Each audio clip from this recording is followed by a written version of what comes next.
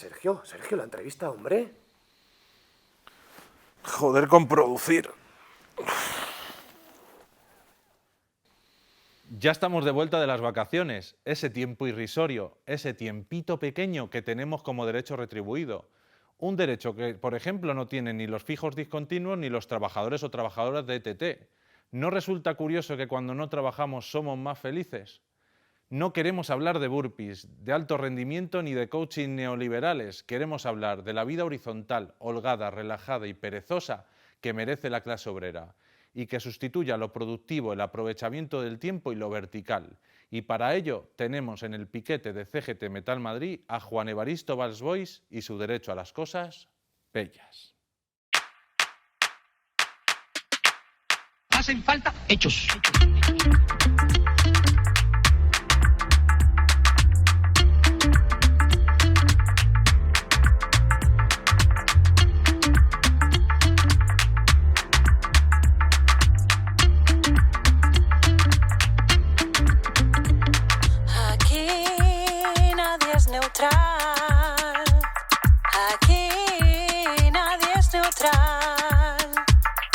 Piquete CGT Metal Madrid.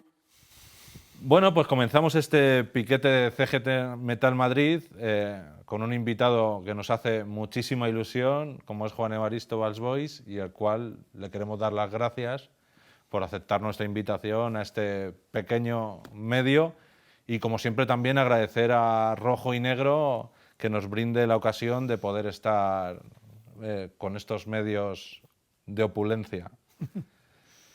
Y bueno, el primer tema que quería tratar es Emma Goldman y Paul Lafargue son una parte elemental de tu libro Derecho a las cosas bellas.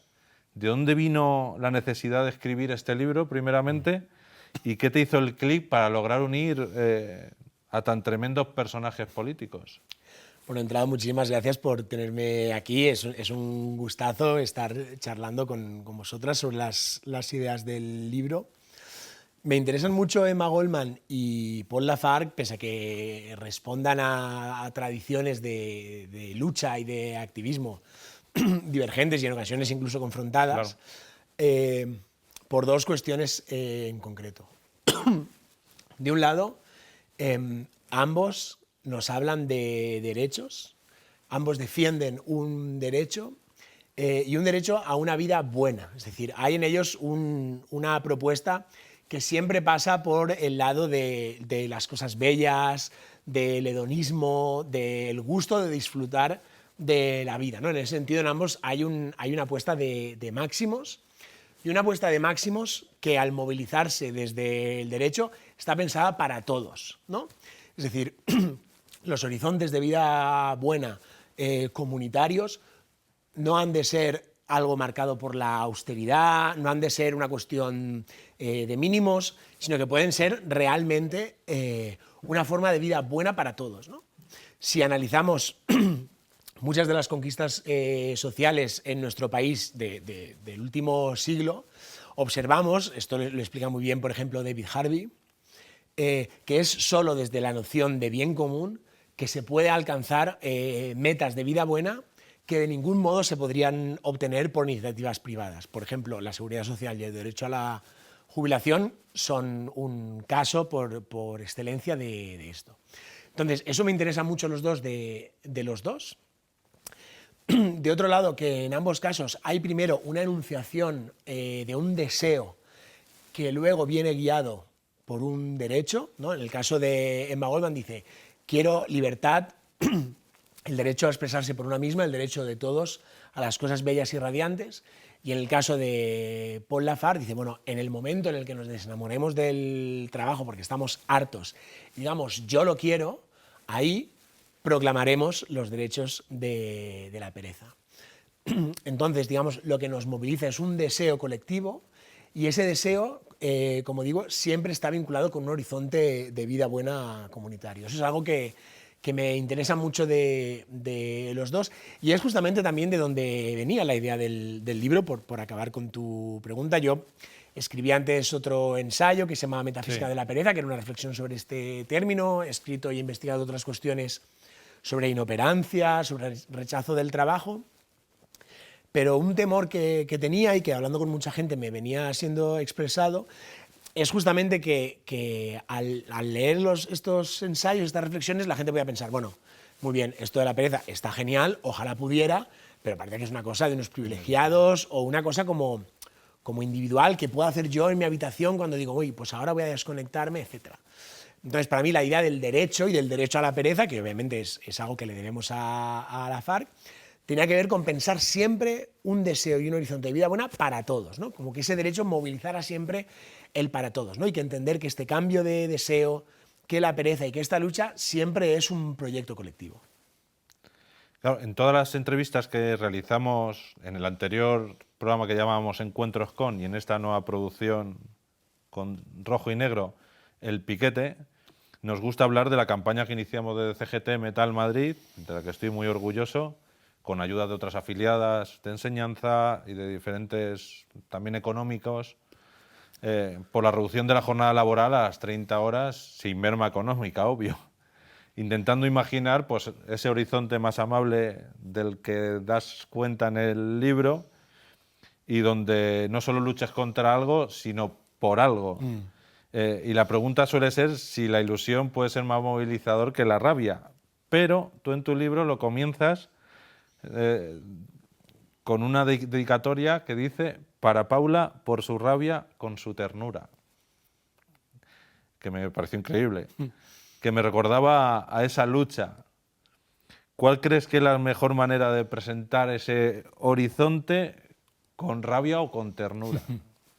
Sí, bueno, la dedicatoria es a mi compañera que ha estado a mi lado y ha sufrido mucho la redacción del libro y que también me ha inspirado con su forma de entender la política, con su forma de entender el activismo. Ha sido para mí absolutamente esencial, lo digo con mucha emoción. Yo deseo una dedicatoria así en mi vida, que alguien me la haga. Bueno, si alguien quiere, pues... Qué bien, qué bien. Y luego por lo que señalas, fíjate que a mí lo que me interesa es pensar el modo en el que, en este caso, la rabia y la ternura pueden estar vinculados. Cuando yo hablo de la pereza y trato de desarrollarla en un sentido un poco singular, pero sobre todo en un sentido que no sea capitalista y, por tanto, en un sentido donde la pereza no sea un vicio, una carencia, etc. Para mí la pereza es, digámoslo así, una dinámica afectiva que comporta al menos dos momentos. De un lado, cuando algo nos da pereza, es porque expresamos nuestro rechazo, sí, ¿no? Eso es una cosa muy clara. Hostia, qué pereza, ¿no? Qué pereza ir a trabajar, pero también ahora, digamos, en momentos de capitalismo afectivo, qué pereza quedar con este tío, qué pereza meterme en el Grindr o en el Tinder a ligar, etcétera, ¿no? Es decir, la pereza siempre es una expresión de rechazo, por eso digo que es la fuerza de no hacer nada o la fuerza de decir no. Y me interesa que es un rechazo como que viene del cuerpo, como que a veces como que no queremos hacer algo y estamos haciendo tiempo, nos entretenemos con cualquier cosa, nos quedamos más tiempo en la cama, ¿no? Hay algo que viene del cuerpo que, por así decir, se revela contra el sujeto empresarial o el sujeto capitalista que tiene dentro, ¿no? Todos esos imperativos que hemos interiorizado de que tenemos que ser responsables, tenemos que trabajar, tenemos que levantar el país, el trabajo de ocupar el centro de nuestra vida, etcétera, etcétera. Hay una voz interior, el cuerpo, que se revela contra eso, ¿no? Entonces la pereza primero es un rechazo que ciertamente puede expresarse como rabia, como hastío, como desazón, como sí, un ya no puedo más. Pero luego lo que me gusta también de la pereza es que cuando digo no, cuando hacemos ese rechazo, al mismo tiempo estamos diciendo prefiero quedarme aquí, ¿no? En muchas ocasiones, sobre todo en las primeras décadas del siglo XXI y las últimas del siglo pasado, siempre que se ha pensado en horizontes de vida buena, y es una tradición que me parece muy loable, se piensa desde la idea de futuro, ¿no? Por eso una de las grandes críticas, heredada del punk que hace Mark Fisher, es la de la cancelación del futuro, ¿no? Nos hemos creído que no hay una alternativa al capitalismo y por tanto no hay futuro. Vamos a repetir esta rueda, vamos a vivir igual porque nuestros padres, etc. Sin cuestionar lo valiosísimo de esas reflexiones, me parece que la pereza trae un punto de vista distinto, que ya no es pensar a futuro, ya no es pensar utópicamente, sino pensar en aquí y ahora, claro. La pereza, al traer un prefiero quedarme aquí, exige necesariamente la pregunta cómo habitar en este mundo, cómo reparar en este mundo. No es que necesite otro. Eso es lo fácil, ¿no? Cambiar lo que está averiado por uno nuevo. No. Este mundo está estropeado, este mundo está lleno de dolor, lleno de violencia. Quiero repararlo. ¿Cómo quedarme aquí? ¿Cómo habitar aquí? Yo creo que ahí es donde entra la ternura, justamente. En ese abrazo de lo extraño, en ese abrazo del dolor, en ese abrazo de la herida, en ese gesto de escucha, ¿no?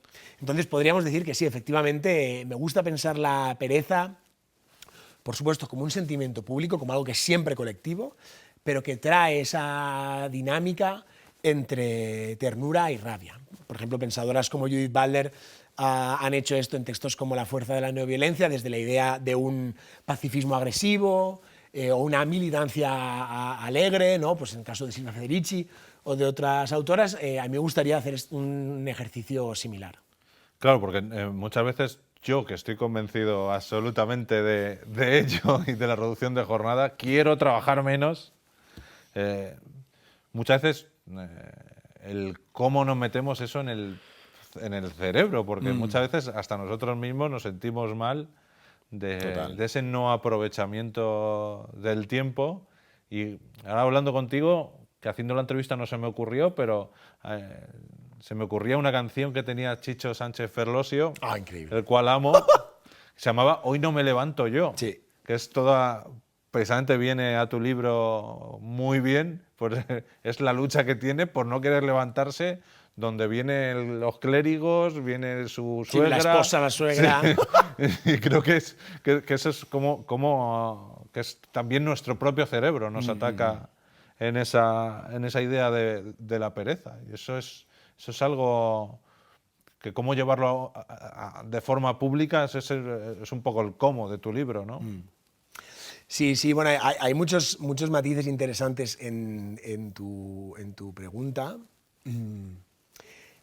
Es cierto que habitualmente la forma de entender la revuelta y de representar la revuelta, incluso en términos estéticos, pero en nuestro imaginario, por ejemplo, Didi Huberman ha escrito mucho al respecto, Rancière también, tiene que ver con el levantamiento, ¿no? Además, un levantamiento, un alzamiento son las formas, por antonomasia, de llamar una manifestación, una huelga, un piquete, ¿no? Etcétera, ¿no? Y de nuevo, no critico ni denuesto en absoluto estas ilustrísimas y poderosísimas formas de pensar la revuelta. Pero sí que pienso que en el régimen capitalista en el que estamos, y en concreto cómo se organiza el régimen del trabajo, pese a las mutaciones, que son muchas y evidentes, que observamos a lo largo de la contemporaneidad, ¿no? Desde ese capitalismo en su fase madura del que hablaba Marx, sí, refiriéndose a una sociedad perfectamente industrializada, a un capitalismo como el que tenemos ahora, donde la producción industrial está deslocalizada, donde hay mucho mayor sector de servicios, donde se entiende que para trabajar hay que tener una especie de disponibilidad total, etcétera, etcétera. Sin embargo, el régimen del trabajo siempre se ha pensado desde la idea de lo que Adriana Cabarero y otros autores, como Werner Hamaker, llaman la verticalidad, ¿no? La autonomía del sujeto se piensa como la verticalidad, se piensa como levantarse, como crecer, etc. Entonces, a mí esta figura de la verticalidad me parece muy valiosa, pero creo que en un momento dado, sobre todo en las últimas mutaciones del capitalismo, de los últimos quizá 50 años, que ya son muchos, no es del todo exitosa. Porque si hablamos de imaginario estético, en un momento donde la imagen del trabajador es la del obrero cambiando piezas, ¿no? Sí, en una cinta, o la del oficinista y así, ahí efectivamente la imagen de levantarse, la imagen de romper, la imagen de superar límites, casi como en Pink Floyd, ¿no? Another Brick on the Wall, es muy poderosa y es muy válida. Pero si estamos en un sistema donde la figura del trabajador es otra, porque es la del Deliveroo que va por todas partes, porque es la del conductor de Uber, porque es la del que está siempre localizado con su smartphone. Es decir, si ahora el régimen del trabajo ejerce el gobierno de los cuerpos a través de la circulación y de la excitación constante, de modo que el problema ya no es moverse o romper los límites, sino poder tumbarse y estar quieto, me parece que es importante cambiar el imaginario. Una de las cosas que hace Chicho Sánchez Ferlosio es resignificar justamente todo el imaginario de la cama, arrebatárselo al capitalismo, ¿no? Sí. Esa es para mí la gracia. Habitualmente pensamos que, efectivamente, estar tumbado, pararse, no hacer nada, mirar las nubes, es algo problemático, ¿no? Es síntoma de, es un vicio, es algo vago, etc. Y ahí es muy curioso porque hay una ética del trabajo que, si bien es perfectamente connivente con los designios del capitalismo que nos quiere disciplinados y obedientes, en muchas ocasiones, Francesca Cuán explica esto muy bien, esa ética del trabajo que pone el trabajo en el centro de la vida ha estado al servicio de las disidencias y de las izquierdas. Me explico, hay como una pequeña ambivalencia. Ha estado al servicio en ocasiones con grandes resultados y en ocasiones con resultados peores, ¿no? Lo que hace en esa canción Chicho Ferlosio, lo que yo trato de hacer yo aquí y lo que hacen tantísimos otros pensadores es, como si fueran nietzscheanos, preguntarse por el valor de los valores. Entonces, cuando entendemos que el trabajo es una forma de gobierno y disciplina, y cuando entendemos que ahora lo que nos dice el trabajo no es tanto sé puntual, sé austero, cumple con las normas, sino supérate, trabaja de lo que quieras, sigue tus sueños. Y eso son formas de verticalidad también, ahora con la forma como de la excitación. Parece que las dinámicas de la revuelta y el imaginario de la revuelta tiene que cambiar, ¿no? Entonces, una de las cosas que yo trato de hacer en el derecho a las cosas bellas, vindicando esa vida holgada, es casi a la de este cantante, a la de Chicho, pensar una vida buena y una forma de disidencia desde el parar, justamente, y el decir no, que es la forma de resistencia que hemos perdido hoy en día. Y en tu libro manejas un lenguaje, a mi modo de entender, muy divertido y hasta poético. Yo he cogido hasta términos como francachela, que me ha encantado. Sí, sí, muy divertido. Han denominado un decálogo de los derechos zanguangos. ¿Qué son los derechos zanguangos? Pues esta idea de los derechos zanguangos, voy a señalar dos fuentes. Una de ellas es The One and Only, el exquisito y divertidísimo Paul Lafargue. Paul Lafargue, en el derecho a la pereza, hay un momento en el que dice, bueno, él explica que todas las miserias capitalistas vienen del amor al trabajo, de que estamos enamorados del trabajo, y por eso también Lafargue tiene en otros textos que el capitalismo es como una religión que promulga el amor por el trabajo. Pero hay un momento en el que dice, cuando los trabajadores y las trabajadoras lleguen a tener conciencia de su fuerza y se desenamoren del trabajo, se levantarán contra la burguesía y proclamarán los derechos de la pereza mil y mil veces más nobles que los tísicos derechos del hombre promulgados por los abogados metafísicos de la Revolución Burguesa, ¿no? Es una cita casi literal. Entonces, cuando yo estaba estudiando estos temas de rechazo del trabajo, inoperancia, pereza, etc., obviamente Paul Lafargue era un autor clásico, insigne, pero a mí me interesaba intentar hacer una lectura como muy íntima, que no fuera solo, Paul Lafargue, la pereza y la jornada laboral de 3 o 4 horas, que es lo que me propone, sino voy a leerlo exactamente para ver el pensamiento que hay ahí. Sí, ver la profundidad. Claro, entonces, la idea de que los derechos del hombre son unos derechos burgueses y son derechos para apuntalar un orden burgués, es decir, un orden de explotación, y que giran en torno al trabajo, y que por tanto no nos interesan, y que los derechos a la pereza, en plural, son los derechos que nos van a permitir justamente organizar lo común para tener una vida buena y no trabajo, me pareció una idea muy luminosa. Y la idea era esta, me dice, vale, pues yo voy a vindicar los derechos de la pereza que Paul Lafargue prometió, pero nunca explicitó, y voy a tratar de desarrollarlos. Yo desarrollo 5, seguro que hay muchos más, seguro que hay muchas otras formas de pensar estas cuestiones, pero bueno, me parecía que esto era un ejercicio filosófico con un impacto político muy valioso.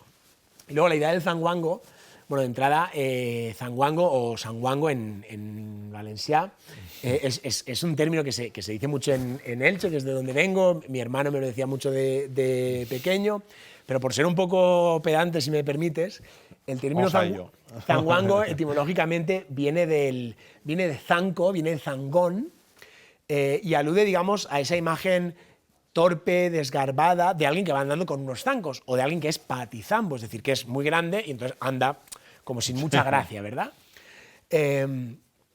Entonces, en ese sentido, y de nuevo, si tratamos de quitarle esta connotación peyorativa, que es capitalista, el zangón, el zanguango, es alguien que se toma las cosas con calma. Es alguien que se lo goza, por así decir. Que las cosas que hace no las hace tanto por una eficiencia o por un resultado, sino porque en sí mismas le gustan, porque está explorando algo, porque está pensando algo. Está pensando algo cuando pasea, está pensando algo cuando canta, está reflexionando en algo cuando baila, cuando cocina, cuando da de comer.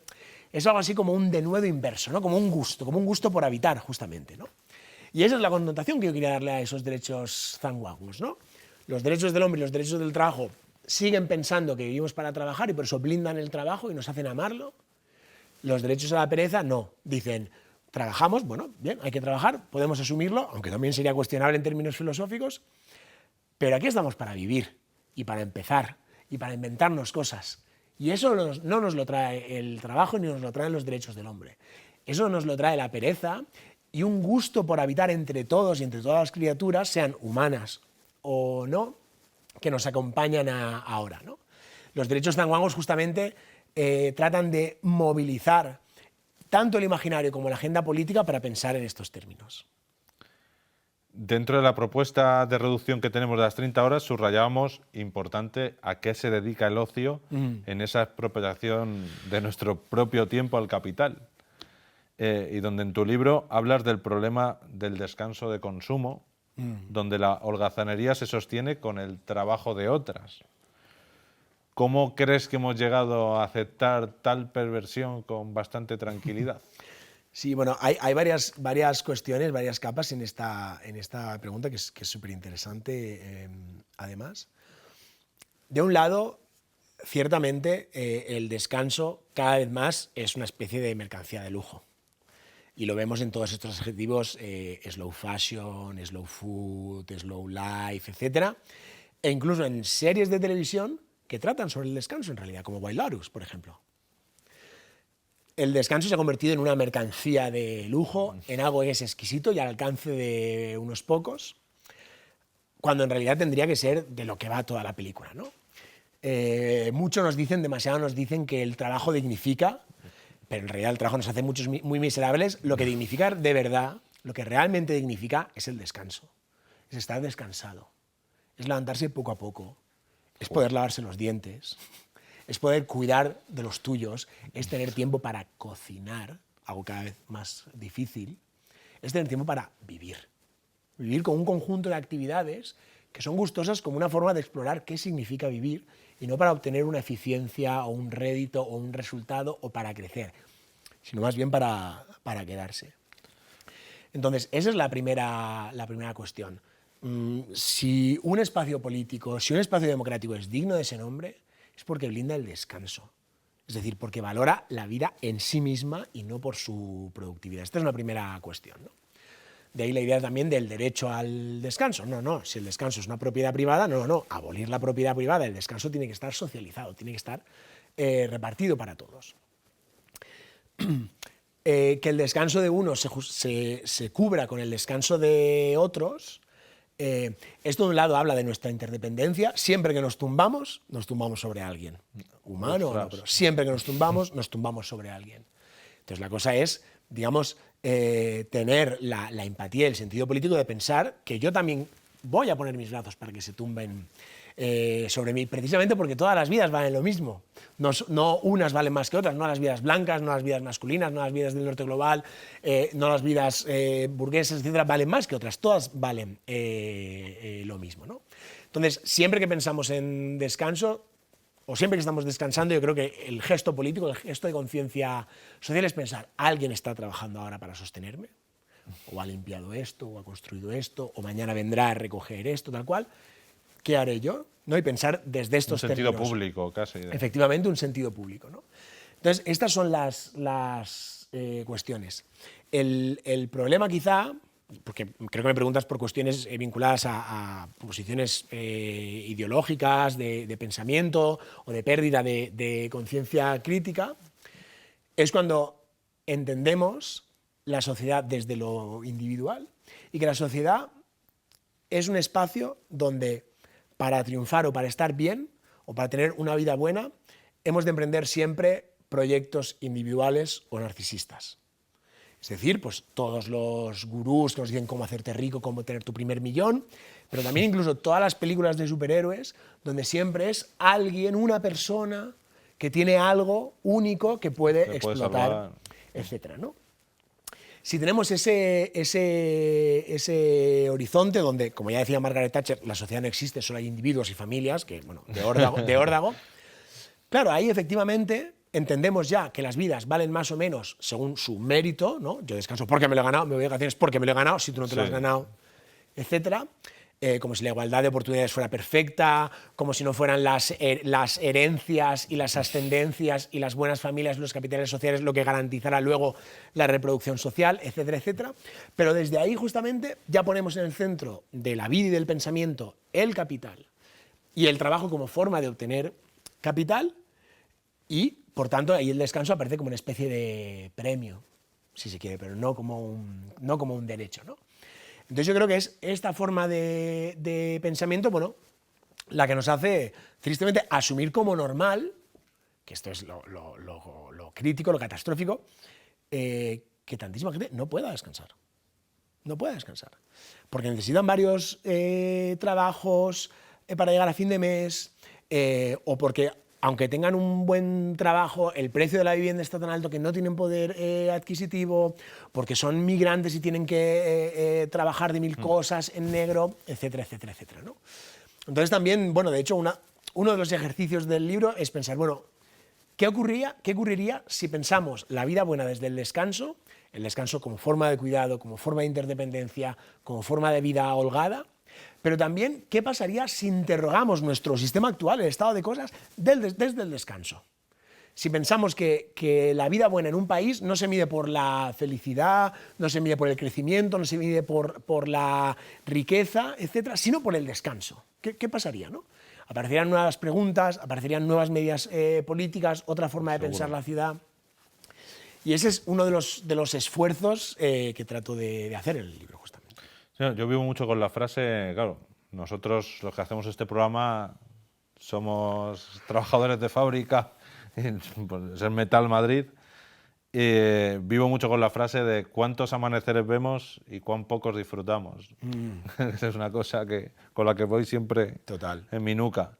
Y una de las metáforas que recorre el libro y que más me gustan de la vida horizontal, la vida mejor, tanto en el plano físico del descanso como en el elemento político, algo que sabemos en esta organización anarcosindicalista, ¿cómo convencemos de ello en el mundo vertical del que muchos están completamente convencidos de pues, lo que señalabas precisamente de yo me he ganado este descanso o yo me he ganado este puesto de trabajo? Sí. Pues mira, habitualmente hay una reflexión en torno a la revolución y el cambio social que circula mucho y a mí, aunque triste, me parece algo certera, que dice básicamente la revolución, si no ocurre, es porque la revolución o es un coñazo, o lleva muchísimo trabajo, o exige una serie de sacrificios y deberes que nadie está dispuesto, o que muy poca gente están dispuestos a hacer, ¿no? Y una serie de riesgos, etc.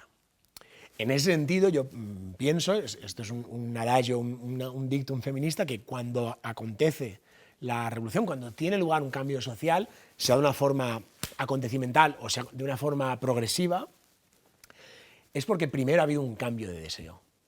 Porque primero hay una sensibilidad, hay un deseo, hay un horizonte que nos une y también, en un sentido antagonista, hay algo así como un enemigo o un non plus ultra, ¿no? Esto no lo soportamos más, ¿no? Lo vimos, por ejemplo, en las huelgas feministas, que Verónica Gago ha pensado muy bien, ¿no? Es decir, ahí había un enemigo, que era una sociedad machista, violenta, que además no reconocía toda una serie de trabajos de cuidado que sostienen el orden capitalista, pero no están reconocidos y están invisibilizados. Y también había un deseo común, otra forma de amar, otra forma de relacionarse, otra forma de estar en el mundo. Entonces, a mí me interesaba mucho al hacer este libro observar que tiene lugar en las últimas décadas, al menos en España, pero yo podría decir que en general en Europa, y que es algo transversal, que ocurre ahora en muchas partes del mundo, tiene lugar ese cambio de deseo, ese cambio de sensibilidad, ¿no? Como, fíjate qué está pasando, fíjate qué nos está pasando.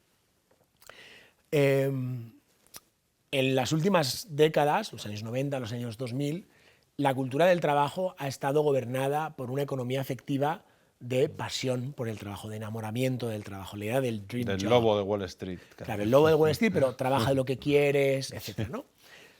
Contra la idea más que asentada en el siglo XX de que el trabajo era una mierda porque era una obligación y era necesario, y que por tanto tenemos que trabajar lo menos posible, se ha ido asentando en el imaginario que el trabajo no es un espacio de obligación o necesidad, sino un espacio de libertad. Ahí nos la han colado cósmica, porque a través del trabajo nos realizamos como personas, crecemos, conseguimos lo que queremos, ¿no? Como que todos nuestros deseos van a confluir al trabajo.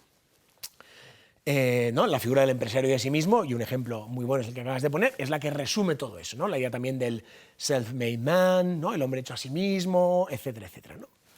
Como algo así como el poder del corazón, ¿no? Como en nuestro corazón vamos a poder trabajar y desarrollarnos. Sin embargo, a medida que iba acampando todos estos mantras de la pasión por el trabajo, de la motivación, de darlo todo, de que el trabajo es como tu familia, de que el trabajo son como tus amigos, etcétera, etcétera, etcétera, y se le requería, Francesca Cuán, de nuevo explica esto muy bien, cada vez más lealtad a los trabajadores. Con el salario emocional. Con un salario emocional, efectivamente. Curiosamente, esta lealtad cada vez ha ido perdiendo en reciprocidad y se han venido depauperando todas las condiciones que valían la pena para que el intercambio laboral fuera exitoso, es decir, un sustento material para tener una vida tranquila. Eso se ha ido depauperando, hemos ido perdiendo los lugares de trabajo, hemos ido ganando horas de trabajo con horas extras, con salarios bonificados, trabajando a través de nuestro teléfono móvil, etc. Como si la pasión, y solo la pasión, bastara para ser feliz y no se necesitaran unas condiciones materiales de vida tranquila. ¿Cierto? Entonces, este complejo ideológico tiene una primera crisis en la crisis del 2008, con Occupy Wall Street, el movimiento de las plazas y toda esa generación que se politiza en torno al significante de la precariedad. Pues podemos pensar, por ejemplo, Javier López Alós, Antonio Gómez Villar, Remedios Zafra, colegas a los que quiero muchísimo como Esther Jordana, Albert Jornet, Amador Fernández Sabater, ¿no? Toda una generación que dice, basta, pero también después de la pandemia, con una generación que ya directamente rechaza el trabajo. Porque todos esos mantras de la pasión por el trabajo, de la autosuperación y de realizarte, toda esa especie de optimismo cruel que nos promete lo máximo y nos quita lo mínimo, que es poder pagar un techo, estalla en mil pedazos por la epidemia de malestar, burnout, depresión, estrés que hay, ¿no? Entonces, ahí hay un cambio de sensibilidad. Ahí hay una politización del malestar, que se expresa en particular, pero no solo, en las generaciones que acceden ahora al trabajo. La generación millennial, de la que formo parte, que ya lleva un tiempo, es casi la principal fuerza productiva del país, y la generación Z, pronto ya la generación alfa. Ahí hay un cambio de sensibilidad que pasa por el rechazo del trabajo, que pasa por la antiambición o la desafección, que, dicho a ras y curt, con Diema Valencia, tiene otras prioridades. Se ha reorganizado sus prioridades. Entonces, claro, cuando yo observo esto y siento esto, porque yo también he sido una enamorada de mi trabajo, una enamorada de la academia, etcétera, etcétera, y se ven todos los activismos, las consignas, cómo se está pensando, pienso, aquí, en este cambio de sensibilidad, en este cambio de deseo, que no es nada individual, que no es nada narcisista, sino que trae lo colectivo en forma de rechazo al trabajo, aquí puede haber un cambio, ¿no? La idea del derecho a las cosas bellas consistía también en pensar este cambio de sensibilidad y en darle un cauce. Al igual que Emma Goldman dijo, quiero libertad, por tanto, el derecho a las cosas bellas, o Paul Lafargue, no quiero trabajar, quiero el derecho a la pereza, el derecho a las cosas bellas habría de ser o intenta ser el cauce con palabras, con términos para este cambio de sensibilidad. Claro, y recordando que en España hubo una ley de vagos y maleantes que precisamente intentaba embridar a la gente en torno al trabajo, y con añadirle todo el peyorativo, se sigue diciendo, yo lo sigo escuchando por ahí, Sí, sí. otra ley de vagos y maleantes. ¿Pueden ser las huelgas uno de los mayores actos de libertad para la clase obrera? Por entrar, la respuesta es sí, claro que sí. De esta ley de vagos y maleantes siempre me ha interesado mucho, y esto, por ejemplo, un colega artista que admiro mucho, que es Daniel Gasol, lo ha estudiado muy bien. Y es que es una ley que no solo cuestionaba, digamos, nuestra relación con la productividad, dicho así muy fácil, sino también nuestra relación con la heteronormatividad. Es una ley que perseguía homosexuales, sobre todo homosexuales, pero también otros disidentes del sistema sexo-género. Eso me parece importante, me lo permito decir como una nota, porque señala los modos en los que cierto régimen de género incide y se alía, es connivente con cierto régimen de productividad, ¿no? Algunos autores han llamado esto la división sexual del trabajo y muestra, algo en lo que yo tengo un gran convencimiento, que los feminismos y las teorías queer siempre van de la mano, o siempre han de ir de la mano de una reflexión sobre la clase, la lucha de clases, la conciencia crítica y el trabajo. Dicho esto, por la pregunta, efectivamente yo creo que la huelga es una de las grandes expresiones de libertad. Por eso cuando digo vindicación de la vida holgada, no deja de ser también un guiño a la huelga, porque huelga, juerga, holgazanería, holganza y holgura tienen la misma raíz etimológica, son de la misma familia, si se quiere, que tiene que ver con, dicho muy rápido, con dejar un vacío para que el aire pase. O sea, tiene que ver con el vacío y tiene que ver con que ese vacío nos ha de servir para respirar, no para aspirar a cosas, sino para respirar, para vivir tranquilos, ¿sí? Para no estar ahogados por el trabajo, para no estar a punto de explotar de tantas cosas a las que Ten en queremos cuenta aspirar. que una de las huelgas que tuvimos de bastante éxito, que fue en la fábrica de Airbus, una subcontrata Siemens, que hoy tenemos aquí entre el equipo a uno de los causantes, Increíble. mi gran Borja. Uno de los vídeos que se nos hizo virales en TikTok fue que yo comencé a grabar y de repente empezó a sonar una canción de escape y ellos empezaron a hacer una especie de pogo en medio de la huelga y yo la grabé en ese momento sin saber que lo vieron más de 500.000 de personas el vídeo, que nos servía también para dar visibilidad al conflicto, pero una de las cuestiones que había era precisamente que señalaban que así no se hace huelga, uno cocinando, el otro bailando, así no se hace huelga. Era como, ¿cómo se hace huelga? Se tiene que estar con una especie de penitencia o cruz. Total. Y luego el trabajo resulta muy deshumanizador. Como bien sabemos aquellos que trabajamos en fábricas como de Iveco, de Airbus, en Indra, llegando a la distopía de ver trabajadores que cambian hasta su tono de voz cuando están en el trabajo, en algo que yo llamaba pues un poco como la voz laboral. ¿Se puede tener una sociedad democrática siendo los trabajos pequeñas dictaduras? Sí, bueno, varias cuestiones a este respecto, tomad lo que queráis. Creo que es importante entender que las huelgas como forma de libertad, como derecho perezoso, es uno de los derechos perezosos porque es una forma de parar y de decir basta, y también una forma de pensar mejor cómo habitar o de reparar el habitar. La huelga yo creo que siempre responde a las formas de explotación y a los malestares contemporáneos, ¿no? La huelga aparece también como un vínculo distinto a los vínculos capitalistas, precisamente para acabar con los malestares que estos vínculos traen, ¿no? Contra los vínculos de competición y autosuperación, por ejemplo, los vínculos de apoyo mutuo. Sí. Con la disciplina de ciertas profesiones, el baile de la huelga, etcétera, etcétera, ¿no? Entonces, eso me parece importante, como dime cuál es tu dolor capital y te diré cómo serán tus huelgas, ¿no? Y sí que me parece muy, muy interesante esto que señalas, que es una idea muy lafarguiana, muy de Emma Goldman también, pero que está a la base de estas ideas de la militancia alegre, de la Federici y así. Y es que la huelga, aunque por supuestísimo requiere mucha organización, mucho trabajo, mucha disciplina, muchísima responsabilidad, y curro, siempre tiene un momento, que es de nuevo lo que hablábamos antes, siempre tiene un momento afirmativo, siempre tiene un momento alegre, de una especie de rabia alegre también, ¿no?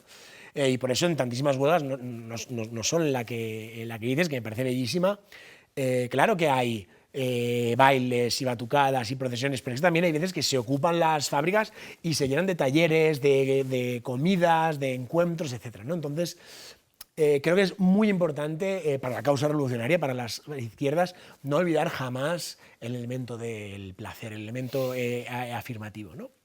Es cierto que la mayoría de veces, como decía Borges, nos une el espanto y no el amor. Es decir, nos une un enemigo que pensamos, mira, seremos muy diferentes, pero esto no soportamos. No soportamos 10 horas de curro, no soportamos tal. Pero ese elemento de placer, de estar haciendo otra cosa entre todas, que es gustoso y que queremos, creo que no ha de olvidarse nunca. A propósito de la otra cuestión que decías, una frase que digo en el libro, que está inspirada por pensadores como Giorgio Agamben o Werner Hamaker, dice algo así como el fascismo pervive en todas las democracias donde reine el régimen del trabajo, ¿no? Que es como decir, lo llaman democracia y no lo es, dicho así de rápido, ¿no? Y esto es así por lo siguiente, cuando hablamos de democracia, y de una democracia radical, como autores como quizá, por ejemplo, Rancière la han pensado, hablamos siempre del poder de los cualquiera y de la importancia y del valor de cualquiera. Todas las vidas valen lo mismo, ¿no? Por eso cualquiera puede gobernar, por eso el poder es de todos. Todas las vidas valen lo mismo en sí mismas, es decir, en su holgura. La vida puede estar vacía en su holgura, puede estar indeterminada, pero ya en sí misma vale. Entonces, para mí esto es un principio democrático básico, ¿no? Que la vida está en el centro, y la vida holgada, no la vida por sus méritos, por su productividad, por su clase, por su cuna, etc. No la vida por una condición en concreto, sino la vida en su condición horizontal. En ese sentido, esta idea es perfectamente contraria, es opuesta a las del régimen del trabajo o a una, por decirlo más pedantemente, ontología de la operatividad, donde solo vale aquello que es susceptible de ser trabajado y de crecer, ¿no? Aquí vemos que es lo contrario, ¿no? Hay una lógica de la exclusión donde solo tienen valor aquellas vidas que tengan propiedad o que con trabajo puedan adquirir propiedad, es decir, las vidas capitalistas, las vidas que se organizan como el capital, ¿no? Confundimos demasiado a menudo la dinámica de la vida con la dinámica del capital, porque pensamos que la vida consiste en crecer, y la vida consiste en crecer un poco, pero consiste en tumbarse, en apoyarse, consiste en caer, consiste en decaer, consiste en envejecer, etc. Entonces, efectivamente, hay un límite muy grande a las democracias, por eso lo llaman democracia y no lo es, si persiste el régimen neoliberal del trabajo. Porque por mucho que sí, efectivamente, podamos votar, y esto sea un derecho que hemos ganado y que hemos de ejercer y que todo el mundo vote siempre, si nuestra vida es una especie de esclavitud voluntaria guiada al trabajo, si en el contrato dice que trabajamos 8 horas, pero en realidad trabajamos pues, 10, pero a veces 12, porque luego el teléfono, porque tengo otro curro. O sea, si no hacemos otra cosa que estar al servicio de nuestro trabajo o de nuestros caseros para pagar el alquiler, pues ahí justamente no hay democracia, hay otra cosa, ¿no? Pero el poder no está en la gente y el valor no está en la vida en sí misma, ¿no? La condición horizontal queda totalmente pervertida. Y esta es la idea justamente, ¿no? Le llaman democracia y no lo es, por lo que es trabajo y más trabajo. A mí una de las descripciones que más me hicieron daño como idea dentro del libro fue en aquello que decías de vivimos preparando una fiesta que nunca comienza o en una fiesta en la que nunca podemos dejar de bailar, y eso me pareció aterrador. ¿Por qué crees que estamos tan instalados siempre en el qué pasará y ponemos siempre el presente en ese segundo plano? Sí, bueno, esta reflexión está un poco tomada como de Bad Bunny, pero bueno, también hay otros autores, yo que sé, pues Albert Serra también habla en estos términos y así. Entonces, vamos por las dos partes de la fiesta, ¿no? La idea de que la vida es una fiesta que posponemos por sistema señala justamente, vamos a decirlo así, a la lógica sacrificial del trabajo. si muchas pensadoras como Walter Benjamin, Giorgio Agamben, el propio Lafargue han pensado el capitalismo como religión, es justamente porque actúa como las religiones predominantes, al menos en Europa. A saber, desdeña este mundo ha de ser un valle de lágrimas, este mundo es transicional, es un paso, y elogian un mundo que está por venir, el cielo, el paraíso, etc. En el régimen del trabajo es eso, si ahora trabajas, ahora lo vas a pasar mal, pero Recogerás los frutos. más adelante tendrás algo, etc. Entonces hay una promesa muy vaga, una promesa estructural como que nunca llega a cumplirse, pero como que genera mucha fe, que genera devoción, que genera apego, ¿no? Porque uno entiende que a través de ese sacrificio va a ganar aquella cosa, ¿no? Entonces, esta es la idea de que la vida es una fiesta que posponemos por sistema, ¿no? Porque pensamos, bueno, cuando deje de trabajar, cuando deje de hacer esto, cuando acabe esto, y yo creo que la lucidez de la pereza nos trae lo contrario, nos trae, no, aquí y ahora ha de ser la vida buena. Bien, aunque estemos trabajando, pero vamos a organizarnos para trabajar menos y para poder estar tranquilos, para poder dar una vuelta, para poder cocinarle a nuestra pareja o a nuestros hijos, para poder leer un rato, aquí y ahora, ¿no? Y por eso también es un pensamiento tan poderosamente antirreligioso, o si queremos decirlo más filosóficamente, un pensamiento que defiende la inmanencia, o sea, que cuestiona la trascendencia, este más allá, lo que está por venir, etc., ¿no? Esa es una idea clave que me parece importante, ¿no? Esa idea de que es una idea, es una propuesta, un planteamiento revolucionario, un aquí y ahora ha de cambiar. La otra idea, la de que la vida es una fiesta que no acaba nunca y no podemos dejar de bailar, es un modo de pensar las mutaciones particulares del régimen del trabajo y la disposición afectiva que requiere vinculadas a los últimos años, ¿no? Todos estos mantras que vemos en la discoteca, en el gimnasio y en el entorno laboral de dalo todo, supera tus límites, sigue así, no pares, son formas de estrés y son formas de excitación, ¿no? En un régimen fordista, el trabajo reclamaba a trabajadores que fueran perfectamente normales y cumplieran la norma y fueran todos como casi, sí, que perdieran su rostro y su diferencia, que fueran todos uniformes e iguales. Pero en el régimen postfordista a cada trabajador se le pide que lo dé todo, que dé el máximo. No lo normal, sino lo extraordinario, ¿no? Por eso esta idea también como una especie como de retórica del superhéroe, ¿no? Buscar lo que te hace absolutamente diferente y explotarlo al máximo. Entonces, esta idea señala que la condición de posibilidad del régimen neoliberal del trabajo es una economía afectiva de la excitación y del estrés, que luego trae consigo, sorpresa, la depresión y el burnout, porque es una explotación emocional, ¿verdad? Entonces, esta era la idea angustiosa que me parecía importante señalar, ¿no? En otras ocasiones, Max Weber y otros autores pensaron el régimen laboral como una jaula de hierro, una metáfora muy poderosa. Contemporáneamente, autores como Eudald Spluga lo han pensado como una jaula de purpurina.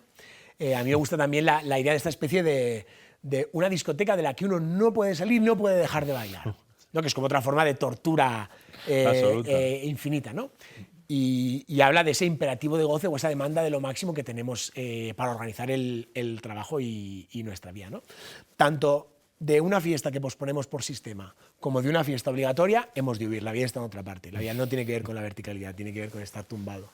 Y otra de las ideas interesantes al hablar del derecho al trabajo es que crees que nos aleja del derecho a la pereza, llegando a afirmar que si son 2 días los que necesitamos para recuperar las fuerzas productivas y recuperarte, los días libres debieran ser de 4. ¿Y cómo hemos llegado a esa falta de ambición para que si tú planteas eso en el exterior se vea como, joder, es que quieres solo descansar? Sí, aquí es una reflexión que desarrollo de nuevo a partir de alguna idea lafarguiana. Lafargue, y no es el único, esto es algo como muy evidente, Foucault lo explica muy bien, claro, señala que los derechos del ser humano son un invento burgués. La idea de derecho en general como forma de ejercer el poder históricamente es una invención burguesa, es lo que le permitió a la burguesía acabar con la aristocracia, dicho de una forma muy vaga y somera. Entonces, si estos derechos son burgueses, eso quiere decir que son derechos que sobre todo van a blindar la idea de propiedad, y cuando falta la propiedad, la idea del trabajo como forma para obtener propiedad. El sistema de derecho que conocemos, occidental, tiene metafísicamente como sus puntales la idea de identidad y la idea de propiedad. Sin esos dos términos filosóficos no funciona. Si tú eres una persona y al día siguiente eres otra, el derecho no puede ser un sujeto jurídico, ¿verdad? Esto quiere decir entonces que el sistema de derechos, aunque ha costado muchos esfuerzos, aunque nos ha traído muchas cosas buenas y grandes conquistas sociales, gira en torno al trabajo y su principal propósito es blindar el régimen del trabajo y el régimen de la propiedad. ¿Sí? Por tanto, cuando se legisla sobre el descanso,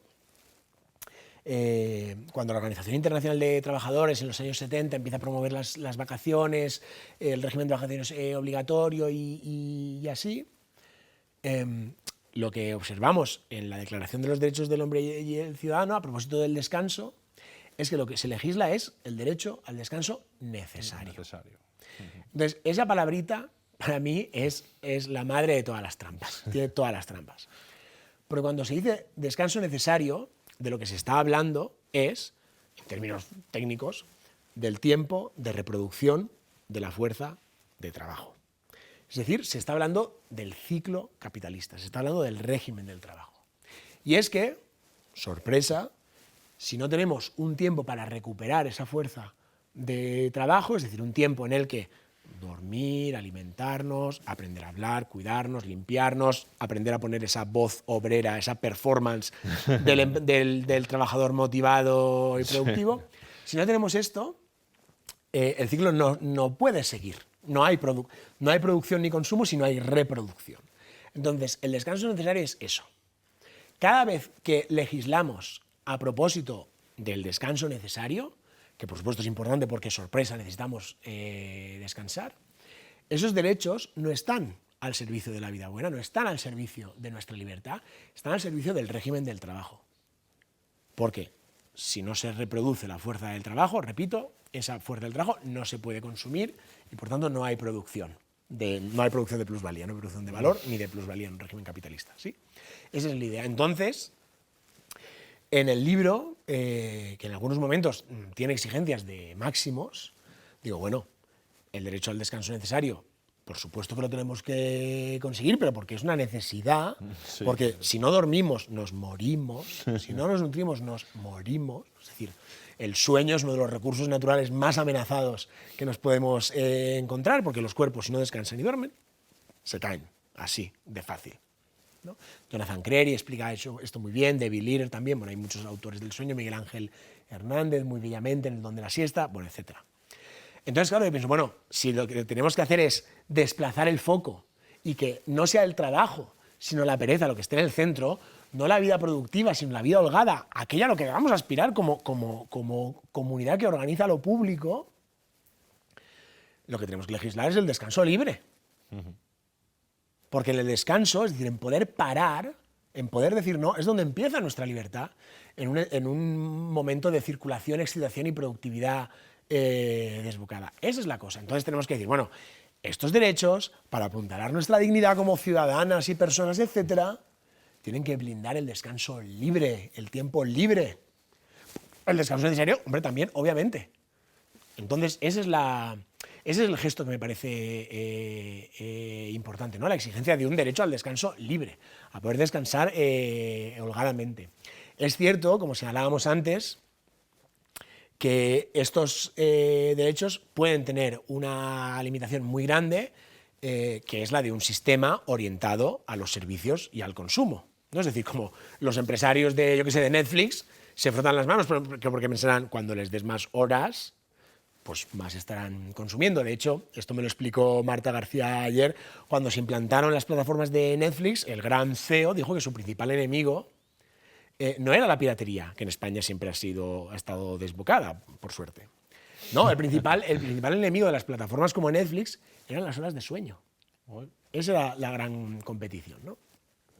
Entonces, eso es cierto, y por eso yo creo que hay también toda una reflexión social hacia otras formas de ocio y hacia otras formas de estar que no sean consumistas. Pero fíjate, por ejemplo, la proliferación y que están teniendo hoy en día algo tan sencillo como los clubs de lectura, que por supuesto es capitalizable, pero habla de una forma distinta, me parece un buen síntoma de ese cambio de sensibilidad y ese cambio de horizonte de vida buena al que apuntábamos antes.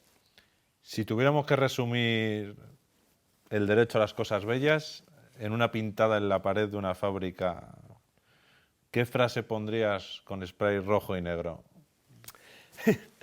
Pues bueno, habría muchas, voy a citar algunas. Una, por ejemplo, queremos la jornada laboral de 0 horas, me parece una muy buena frase. Otra que es muy clásica de Guy Debord, que dice, o del situacionismo, que dice, no trabajéis nunca, ne travaillez jamais. Me gusta también una del Reddit anti-war, son frases como populares, que dice, desempleo para todos, no solo para los ricos.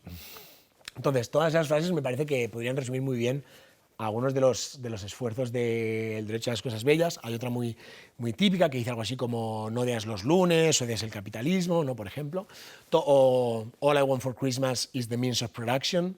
¿No? Todo lo que quiero para Navidad, siguiendo la canción de Mariah Carey, son los medios de producción. Bueno, como la memetic, los memes, los stickers, los vídeos, hoy en día como proliferan ensalzando las glorias del rechazo del trabajo y del descanso. Entonces, eso sería una muy buena pintada. La sala de realización ha gritado con las frases, eso. Me ha llegado por el pinganillo. Bien, pues alguna de esas yo creo. Qué hooligans. Recomiéndanos un libro, una película y un disco o canción. Vale. Bueno, estaba pensando un poco sobre esto. No sé si van a ser como perfectamente relacionadas con la cuestión, pero mira, de novela voy a recomendar una que me ha dejado flasheado, que me ha encantado, que se llama A cuatro patas, de Miranda July, All Four. Es una novela que se desarrolla a partir de un rechazo y de un parar, y la recomiendo muchísimo. También es una reflexión sobre el deseo, también es una reflexión sobre la feminidad. Me ha parecido increíble. Eso como libro. Eso ahora como canción. Hay una canción que me gusta mucho de un grupo que se llama Florist, que se llama Vacation, que recomendaría mucho. Pero otra más clásica, estoy pensando así mientras te digo, de Pet Sounds, que es uno de mis álbumes favoritos de los Beach Boys, un álbum muy clásico del 66 o así, que se titula algo así como Nos hemos ido por un rato, algo así. Entonces, es una canción que es instrumental. Entonces, la banda dice, nos hemos ido, y lo que uno escucha es solo como los instrumentos tocando. Es decir, lo que uno escucha es el descanso de la banda que ha decidido dejar de tocar e irse un rato a dar una vuelta. Esas películas me gustan mucho y, por ejemplo, otra película, ahora una película de Jim Jarmusch, por ejemplo, sería A Night on the Earth, Una noche en la Tierra, que va de la rutina perrísima de un taxista.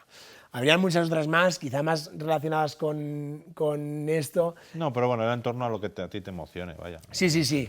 Estas, pero bueno, las películas, por ejemplo, de Kaurismäki, que son todas, digamos, sobre proletarios, me flipan muchísimo. Y bueno, pues esa recomendaría por puro capricho, vaya. Muy bien, hasta aquí ha llegado en sí nuestro programa. Si no nos ha quedado claro que tenemos que trabajar menos, que tenemos que convencernos de ello y que hay que reducir esta jornada laboral que lleva 100 años sin reducirse, yo ya no sé si tenemos que dar volteretas o qué tenemos que hacer. Pero vaya, sí quería decir que sigan nuestras redes sociales, que son bastante importantes, pero no hagáis tanto scroll, sino descansemos, gocemos y holguemos. Muy bien, muchísimas gracias. Muchas gracias. Un placer. Gracias.